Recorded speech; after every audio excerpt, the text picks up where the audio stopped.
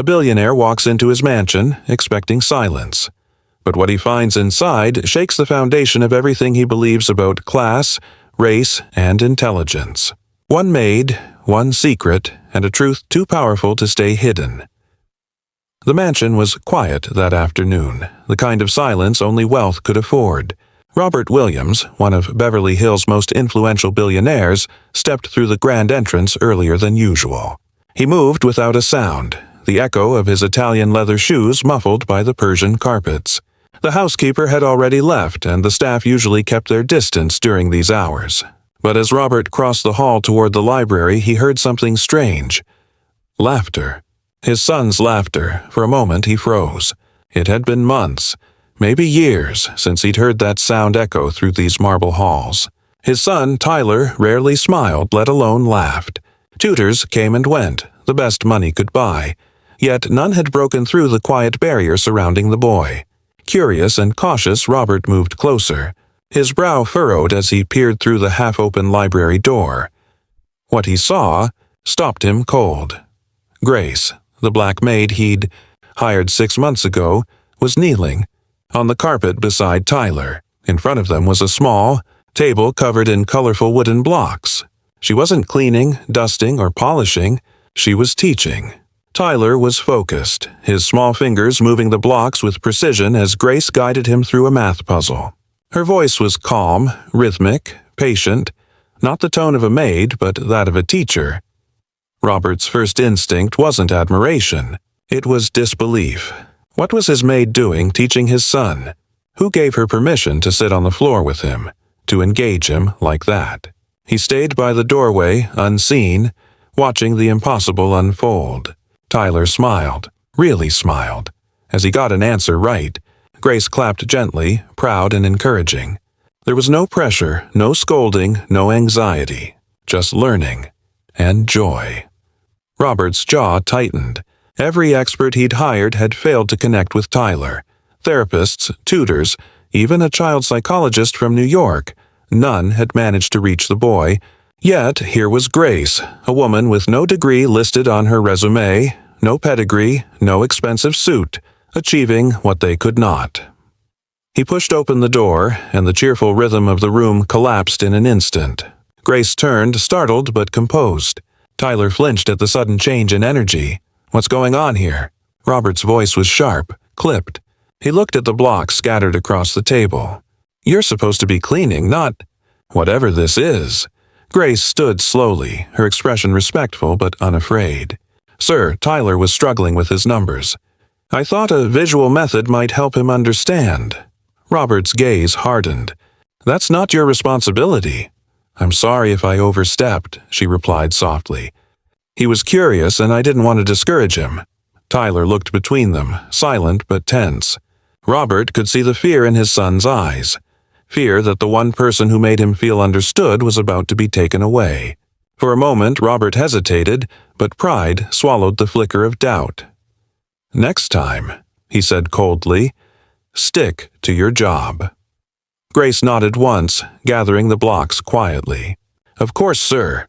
She left the library without another word, her steps calm, her composure unshaken. But as she passed him, Robert caught something in her eyes. Not defiance, not guilt, but depth. There was something there, something layered beneath the surface, something he couldn't name. The house fell silent again. Tyler lowered his head, his fingers fidgeting with the last block left on the table. Robert tried to speak to his son, to lighten the air, but Tyler didn't respond. The moment was gone, replaced by the same distant stillness Robert had grown used to. That night, he couldn't sleep.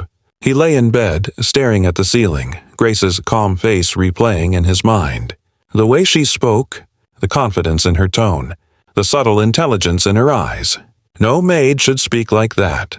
No maid should teach like that.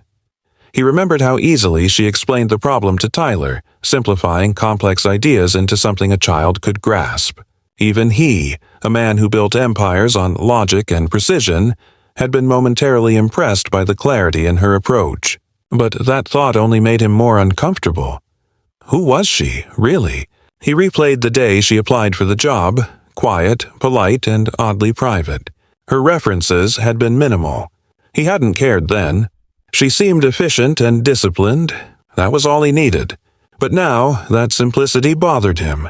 The confidence she carried didn't belong to someone cleaning floors and washing dishes. It belonged to someone educated, someone trained. Robert got out of bed and poured himself a drink, the city lights shimmering through the tall glass windows. He told himself it didn't matter. She was an employee. She'd crossed a line. But the thought refused to settle. There was something about her he couldn't ignore. By morning, curiosity had replaced anger. When Grace greeted him at breakfast, she was as composed as ever, her tone respectful, her movements efficient. Not a trace of guilt or nervousness. It unsettled him. Most people crumbled under his scrutiny. She didn't. As she poured his coffee, he asked casually, "Where did you learn to teach like that?" Grace smiled faintly. "You learn things when you pay attention, sir." Her answer was simple, but it hit him harder than he expected. No excuses, no fear. Just quiet confidence. When she left the room, Robert sat still, his mind already forming a plan. He needed to know who she was, where she came from, and what she was hiding. He didn't trust surprises, especially not under his own roof. That afternoon, he made a single call to his assistant with a quiet instruction. Run a background check on Grace, full detail. Because something told him this woman was not who she appeared to be, and whatever secret she carried, he was determined to uncover it. The following morning, Robert sat in his office surrounded by the hum of muted machines and the faint scent of espresso. He wasn't thinking about business for once. His mind was fixed on Grace, the maid who had managed to teach his son what experts could not. It wasn't anger anymore. It was curiosity mixed with unease. He wanted answers. So he made a call. His assistant, Emily, entered moments later with a tablet in hand. "You asked for a background check on the maid?" she said cautiously. Robert nodded. "Grace. What's her last name again?" he asked, pretending to sound casual. "Miller," Emily replied. He leaned back as Emily summarized the results. "Sir, the records are odd. Her file begins in 2019. Before that, there's nothing. No previous employment, no tax history, no trace of education or residence." Robert frowned. "That's impossible.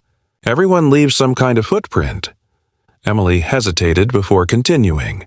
"Everything after 2019 is spotless. Verified ID, clean record, consistent work references, but before that, it's as if she didn't exist." Robert dismissed her with a wave, though his mind was already racing. He opened his laptop and scrolled through the digital report himself. The dates were too neat, too perfect.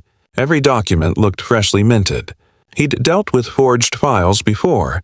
Business rivals, investors, even politicians trying to hide their past. Grace's file had the same smell of deliberate precision. When she entered the library that afternoon, Robert watched her closely. Her calmness was disarming, her posture impeccable, her voice unshaken. He decided to test her. "Grace," he began, "my son tells me you've been helping him with math again." She didn't flinch. "Only when he asks, sir. He learns best through play." Robert studied her eyes. "Where did you learn methods like that?" She smiled faintly. "There's a lot you can learn from the internet if you know where to look." The simplicity of her answer frustrated him. It was too composed, too clean. He dismissed her with a nod, but inside he was boiling with questions. He didn't like being outsmarted, not by employees, and certainly not by someone he'd underestimated. That night, he couldn't let it go. He sat in his study, the glow of his laptop reflecting off his glasses as he searched her name through private databases. Nothing new appeared. Every lead led back to 2019. It was like someone had wiped her life clean before that date. He picked up his phone and made another call, this time to a man named Harris, a private investigator he trusted with sensitive matters. "I want everything," Robert said quietly. Where she lived, where she worked, who she knew, before 2019. Harris, a gruff man with a smoker's voice, asked, "You think she's hiding something?" "I don't think," Robert said. "I know." Days turned into a week. During that time, Grace went about her work as usual. She cleaned, organized, and occasionally laughed with Tyler in the garden. She didn't seem bothered, but Robert noticed her subtle awareness. Her eyes would occasionally flick toward the corners of rooms, as if she knew where the cameras were. Because yes, Robert had installed them. Tiny, nearly invisible devices hidden behind decor and air vents. He told himself it was about security, but in truth, he was studying her. He watched how she moved, how she read while dusting, how she paused to explain small things to Tyler. He saw her write something one night. Equations. Notes, maybe even theories, in a notebook she always kept close. He wanted to see inside that notebook more than anything. One evening, Harris called back. "Found something," he said. "Her name isn't Grace Miller. At least, not originally. She changed it through a court order in 2019. Sealed records. The reason's confidential." Confidential how? Robert asked. Could be witness protection. Could be legal name change due to sealed academic or government work. But she didn't vanish by accident, sir. Someone made her disappear. Legally. Robert sat in silence.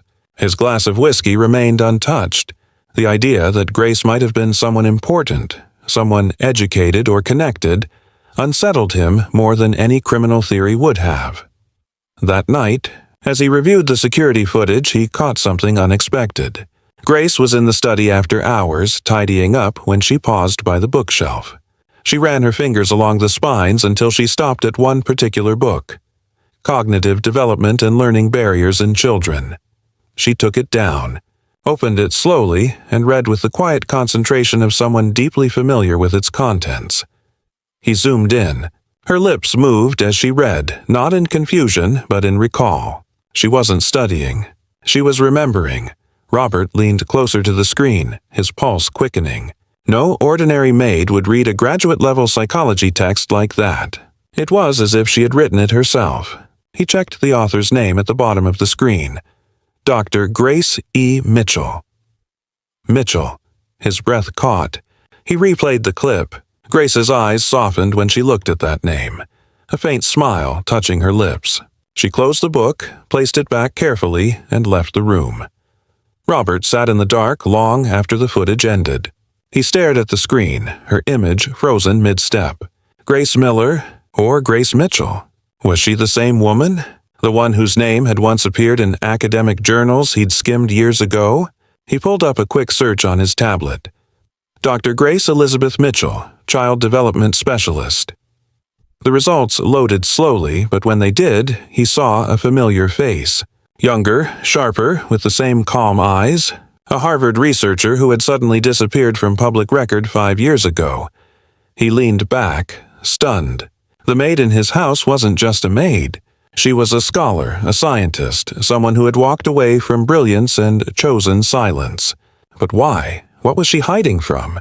Robert's hand trembled slightly as he shut his laptop. For the first time in years, he wasn't sure whether he was in control. And as the night deepened, one thought refused to leave his mind. Grace wasn't the mystery.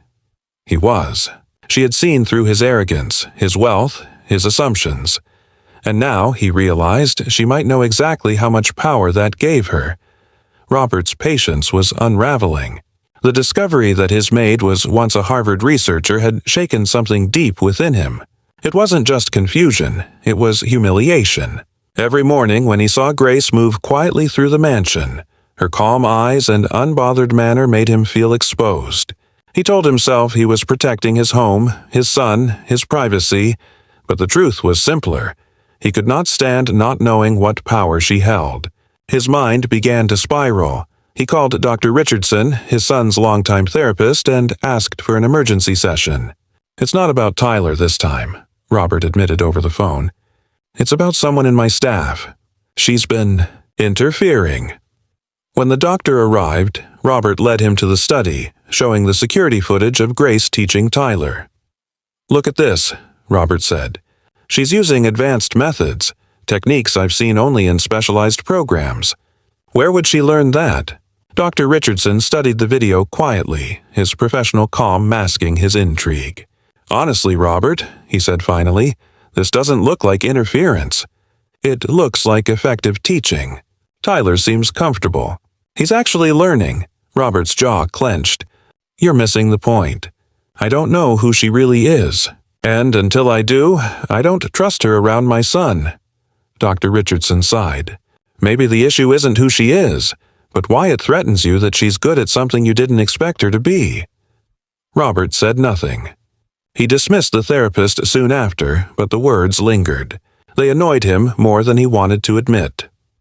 That same afternoon, in the small servant quarters behind the mansion, Grace sat at her desk staring at a plain envelope that had arrived by courier. Inside was a formal letter embossed with the Harvard seal. She read it once, then again, her eyes softening with emotion she hadn't allowed herself to feel in years. It was from her former academic advisor, Dr. Albright. Grace, the letter read, "We've reopened the department's research division, and I would be honored if you would return to continue your work. The field still quotes your studies on cognitive adaptability in children. You may have left academia, but your influence hasn't left it." Her hands trembled slightly. For years, she had tried to erase that part of her life, to protect herself, to survive. But seeing her name written with respect again, Dr. Grace Elizabeth Mitchell reminded her of who she truly was. She turned on her old laptop, long hidden in the back of a drawer, and logged into an email account she hadn't touched in 5 years. The inbox exploded with unread messages. Scholars, foundations, colleagues, all reaching out to her long after she vanished. Invitations to conferences, requests for collaborations, awards she never claimed. She scrolled through them, her eyes catching on one in particular, a forwarded article detailing how the Williams Foundation, Robert's philanthropic arm, had lobbied against her research, labeling it divisive and politically motivated. Grace leaned back in her chair, realization dawning. Her studies had focused on how institutional bias in early education disproportionately affected children of color. It had earned her acclaim and enemies. She remembered the night her Stanford contract was abruptly terminated. No explanation, no due process. She had assumed it was bureaucracy. Now she knew it was sabotage. She dug deeper. More documents appeared. Grant rejections linked to the Williams Foundation's educational division, closed-door meetings that coincided with her project's cancellation, memos signed by Robert himself. He had used his power to silence her work without even realizing she'd end up cleaning his floors years later. The irony was cruel, but Grace didn't feel hatred. She felt purpose. Quiet, focused purpose. She spent that night compiling files, reports, and email threads, creating a digital folder labeled Truth. As she worked, the moonlight filtered through the small window beside her, illuminating the photographs taped to the wall, smiling children from her past research programs. Each face was a reminder of why she started this work in the first place. Meanwhile, Robert was growing restless. Harris, his investigator, had gone silent for 2 days. When he finally called back, his tone was uneasy. "You were right, sir. She's not who she says she is. Her real name is Dr. Grace Elizabeth Mitchell, former Harvard and MIT scholar, author of multiple peer-reviewed papers, vanished 5 years ago after an academic scandal, something to do with a university defunding campaign. I cross-referenced the documents. Your foundation was one of the key players." Robert felt his stomach drop. "What are you saying?" "I'm saying she might know exactly who you are and what you did." The line went quiet. Robert ended the call and poured himself another drink, his mind spinning.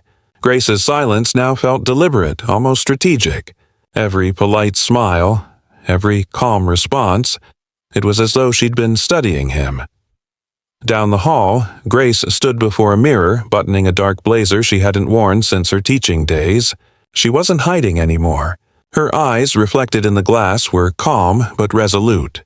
She sent one final email to a list of journalists and education advocates announcing a public press conference scheduled for Friday morning. The subject line read, "The Truth About Systemic Inequality in Education." At that same hour, Harris was still digging through archives, searching for details Robert might need. But it was too late. Grace's plan was already in motion. She had reactivated her public academic profile. Her credentials, her photos, her papers, all restored to the internet where no one could bury them again. Robert woke the next morning to headlines beginning to whisper online. Disgraced researcher returns after 5 years, promises to expose hidden corruption. He felt a chill crawl up his spine. Grace hadn't just resurfaced, she had timed her return perfectly. As he watched the news ticker scroll across his television, one truth became painfully clear. The woman he thought he could control had been 3 steps ahead of him from the very beginning, and now the world was about to learn everything he had tried to hide. The morning of the Harvard-MIT Educational Conference began with the usual hum of reporters and academics filling the auditorium, unaware that they were about to witness a moment that would shake the country's elite. Cameras lined the aisles, flashes cutting through the air like lightning. On the main screen, CNN had already gone live. The announcer's voice carried a sense of intrigue. After 5 years in silence, Dr. Grace Elizabeth Mitchell returns to the public stage with a message the world needs to hear. Robert sat alone in his office, his face pale under the harsh glow of his computer screen. He hadn't slept. The night before, he'd received dozens of messages from board members and investors asking if the rumors were true, if the maid in his mansion was the same woman trending worldwide. He didn't answer. Now, as he watched the live broadcast, the truth stood on that stage, calm and composed, wearing a dark blue suit that reflected both authority and grace. Grace stepped to the podium. The room quieted instantly. 5 years ago, she began, her voice steady, I disappeared. Not because I wanted to, but because the truth I uncovered threatened those who controlled the narrative of education in America. Her words cut through the silence like glass. She spoke without bitterness, her tone surgical and precise. She detailed her research, the studies showing how underfunded schools and biased testing systems crippled children from marginalized communities before they ever had a chance to succeed. Then she paused, her gaze firm but calm. When I published those findings, institutions tied to powerful donors labeled me divisive. My grants were withdrawn, my department dissolved, and my reputation quietly erased. One of those donors, she continued, her eyes flicking briefly toward the cameras, was the Williams Foundation. Robert felt his throat tighten. He turned up the volume as the audience murmured. Grace continued. The same foundation that claimed to support education was, in truth, investing in systems that kept inequality alive. And when I could no longer fight from within, I had to rebuild from the shadows. But life has a way of placing truth where it belongs. Behind her, the large screen flickered to life, displaying images, emails, funding documents, and meeting minutes bearing the Williams Foundation logo. The evidence was irrefutable. Then came something even more devastating. Snippets of audio recordings collected legally of Robert's conversations with his investigator, his orders to install cameras, his paranoia, his dismissive tone. Run a full check on her. I want everything, the audience gasped. Grace remained calm. When fear replaces understanding, power becomes a weapon. But I never sought revenge. I sought justice for every child who was told they were less, for every teacher who was silenced for speaking truth, and for every parent who believed change was impossible. Her closing words rose like a quiet anthem. True education does not begin with wealth, but with compassion. And the greatest minds are not always born in privilege. They are nurtured by those who dare to believe in potential, not pedigree. The room erupted into applause. Some stood, others wept. On social media, her speech spread like wildfire. Within hours, Dr. Grace Mitchell was the top trend worldwide. Reporters swarmed the Williams Foundation headquarters demanding a statement. By evening, major sponsors had pulled out and Robert's company stock plummeted. The empire he had built on pride began to crumble under the weight of his own hypocrisy. Days later, he was forced to step down as CEO. Lawsuits followed. The board distanced itself. Overnight, the billionaire became a symbol of everything his wealth could no longer protect him from. For the first time in his life, Robert understood what it meant to be powerless. But Grace never mentioned his name again. She didn't need to. Her truth had already spoken louder than revenge ever could. Months passed. Spring arrived, and with it, a new chapter. On the edge of the city stood a newly built educational institute, a modern campus filled with children from every background imaginable. The sign outside read, "The Mitchell Center for Learning and Cognitive Growth." Inside, Grace walked through sunlit classrooms, her voice warm as she greeted teachers and students alike. In one of the smaller rooms, Tyler sat at a desk, deeply focused on a puzzle game. His progress was remarkable, his mind bright, curious, and free. Grace watched him for a moment, pride softening her features. When the boy looked up, he smiled and waved. She smiled back, her heart full. Outside, near the garden, a man knelt beside a group of students, helping them plant saplings. His expensive suits were gone, replaced by rolled-up sleeves and worn gloves. It was Robert. Humbled and quiet, he had begun volunteering at public schools after his fall. No cameras, no speeches, just service. He never asked Grace for forgiveness, and she never offered words of blame. Their connection now existed in something wordless, a shared understanding that growth is only possible when ego finally yields to truth. One afternoon, as Grace passed by the garden, she paused to watch Robert working with the children. He looked up briefly, their eyes meeting for a moment across the distance. There was no resentment there anymore, only recognition, a silent acknowledgement of lessons learned the hard way. As the sun dipped below the horizon, the campus filled with laughter, the kind that echoed the very sound Robert had once heard in his mansion, the sound of a child learning freely. Grace stood by the window of her office, watching the lights come on across the institute she'd built from nothing but courage and conviction. The journey had cost her years, peace, and comfort, but it had given her something far greater, a purpose that could not be erased. And in that quiet glow, one truth lingered like the final line of an unwritten book.